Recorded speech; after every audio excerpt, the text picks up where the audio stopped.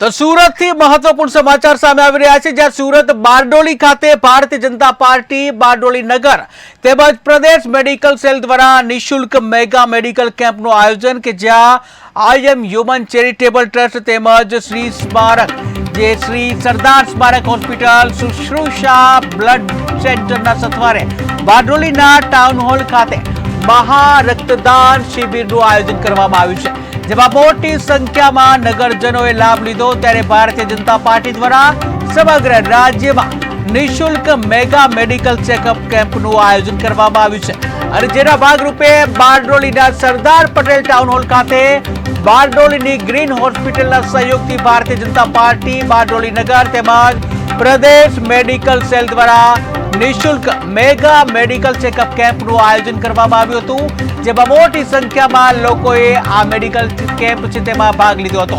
આ પ્રસંગે સુરત જિલ્લા ભાજપા મહામંત્રી જીગર નાયક, બારડોલી ભાજપ નગર પ્રમુખ અનંત જૈન, પૂર્વ પ્રમુખ રાકેશ ગાંધી તેમજ સંગઠનના વિવિધ હોદ્દેદારો કાર્યકરો ઉપસ્થિત રહ્યા।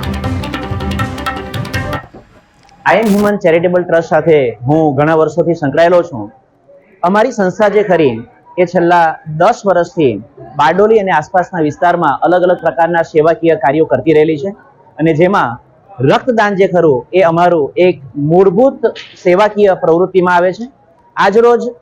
સરદાર સ્મારક હોસ્પિટલ બારડોલી અને શુશ્રુષા બ્લડ સેન્ટરના સથવારે આઈ એમ હ્યુમન ચેરિટેબલ ટ્રસ્ટ સંચાલિત મહા રક્તદાન શિબિરનું આયોજન કરવામાં આવ્યું છે, જેમાં ખૂબ જ મોટી સંખ્યામાં રક્તદાતાશ્રીઓ સવારથી આવીને રક્તદાન કરી રહ્યા છે। આજરોજ સુરત જિલ્લા ભારતીય જનતા પાર્ટી અને બારડોલી નગર દ્વારા